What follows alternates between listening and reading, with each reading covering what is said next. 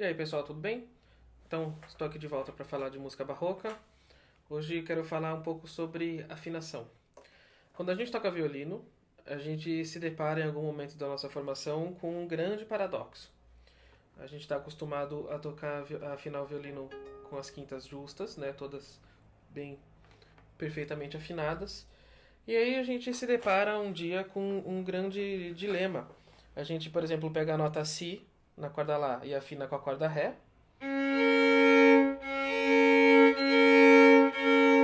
E quando a gente vai usar esse mesmo Si com a corda Mi,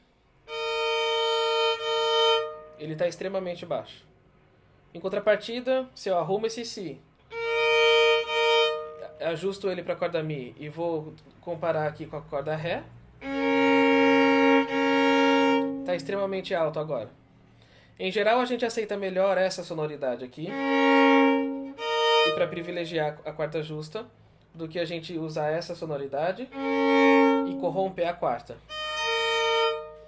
Agora, isso tem um porquê, né? E é justamente o que o Francesco Gimignani vai explorar nas entrelinhas do seu tratado de 1751.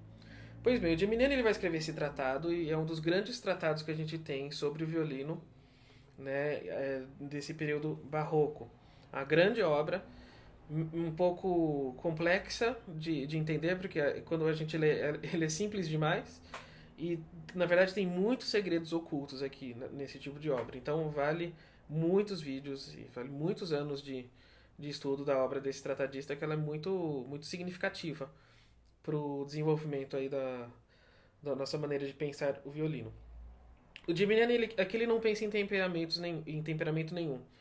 Só um parênteses, temperamento. Temperamento é uma maneira, um cálculo que a gente faz entre os semitons que compõem uma oitava. Então a gente pode ter esses 12 semitons equidistantes, e a gente tem um temperamento igual, que é o que se utiliza no piano atualmente, e a gente tem temperamentos desiguais de diversas sortes. Quando a gente fala então que um instrumento é temperado e outro não, cuidado com essa terminologia. O temperamento refere-se a uma maneira de afinar, a maneira de distribuir semitons dentro de uma oitava.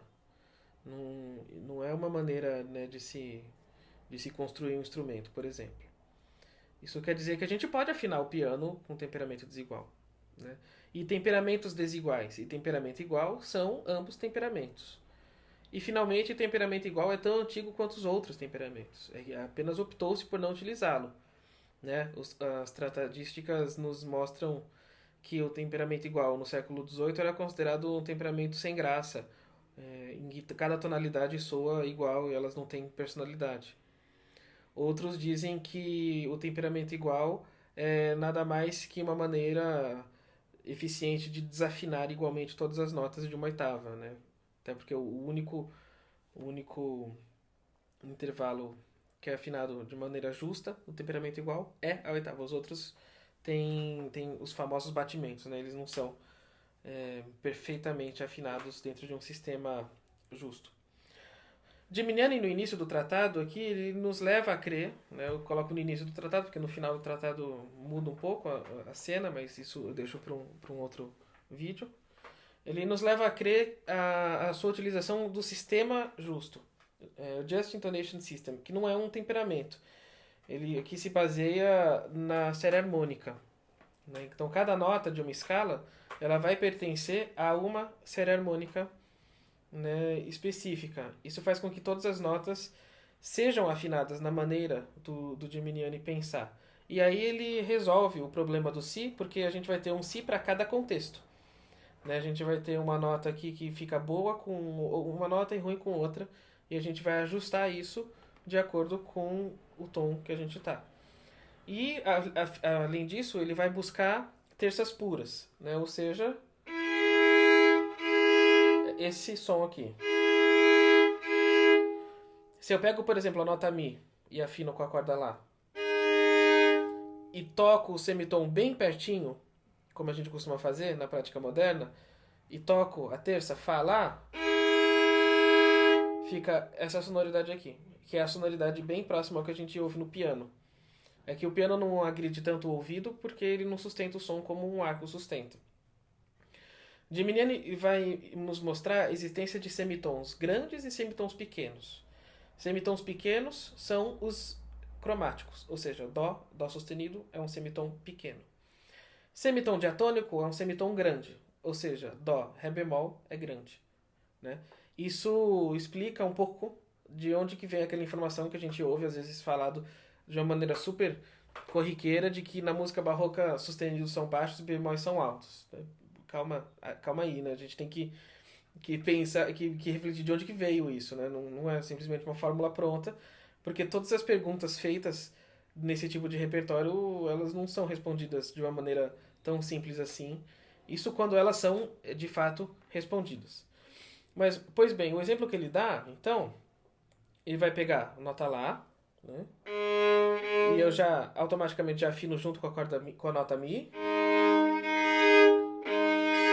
Afinal de contas, estou pensando harmonicamente. E aí ele toca. O primeiro semitom agora, Si, Dó. É um semitom grande, porque ele quer buscar essa terça pura. Dó sustenido, ele sugere, entre outros dedilhados, a utilização do quarto dedo, bem pertinho. Aqui.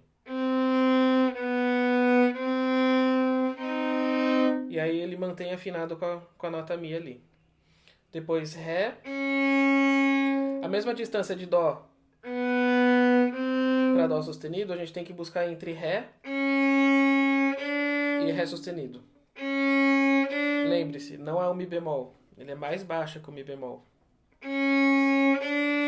E aí, entre Ré sustenido e Mi, é um semitom grande.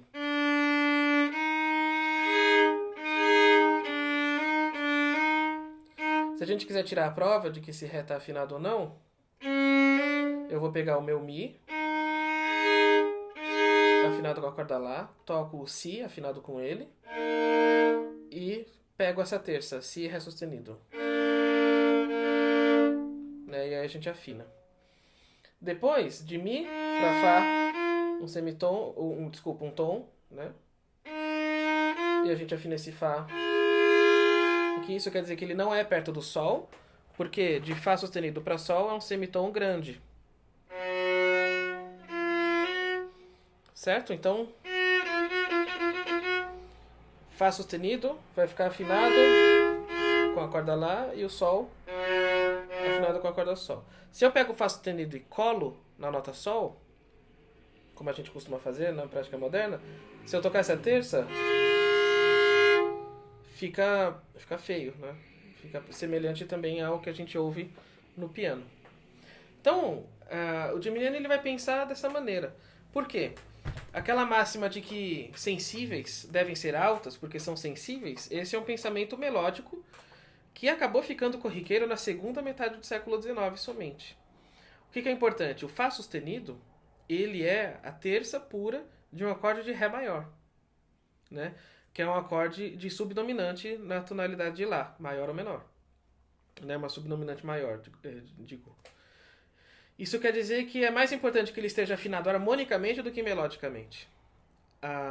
O Ré sustenido, ele é baixo porque ele vai ser a terça pura de um acorde de Si maior, que vai ser quinto do quinto, né? A dominante da dominante.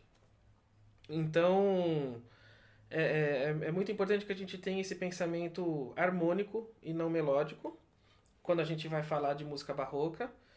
Lembrando, né, também que essa é uma visão de um tratadista, mas ele é o que mais explora esse assunto, embora de uma maneira bastante enigmática. E se a gente trabalha com esses intervalos puros, a gente vai ter sempre uma sonoridade bastante interessante para poder entregar ao público quando a gente toca sozinho ou quando a gente toca com outros instrumentos de corda, em ensemble ou orquestra, por exemplo. Fica a pergunta, e quando vai tocar com cravo? O oboé ou flauta, como é que faz? Olha, na minha visão pessoal, eu tento sempre seguir o que o Gimignani recomenda. Mas, quando eu me deparo com algum tipo de problema, aí eu me adapto. Tá? Então, eu tento seguir o que ele diz aqui. E na hora, né, digamos, na vida real, a gente tem que se adaptar. Porque é assim que a vida funciona. Lembrem-se que a afinação, né, a afinação ela não é uma questão de sorte, não é uma questão de mira. Eu costumo pensar que a afinação ela é resultado de um tripé, que é refinamento auditivo, treinamento muscular e estratégia intelectual. A gente tem que saber que nota que a gente quer tocar e aonde ela está no instrumento. A gente sabe onde ela está. Ela não simplesmente acontece. E se a gente não sabe direito onde está, a gente busca. E assim que busca, a gente treina a nossa musculatura para que a gente possa fazer isso quando a gente quer e não quando o corpo nos permite fazer. E a gente só consegue esse tripé acontecer com bastante estudo. Então é isso por enquanto. Falo mais outras vezes sobre afinação em vídeos futuros. E desejo a todos então muito boa sorte para buscar essa afinação pura. Um grande abraço, fiquem bem, uma vida longa e próspera a todos nós.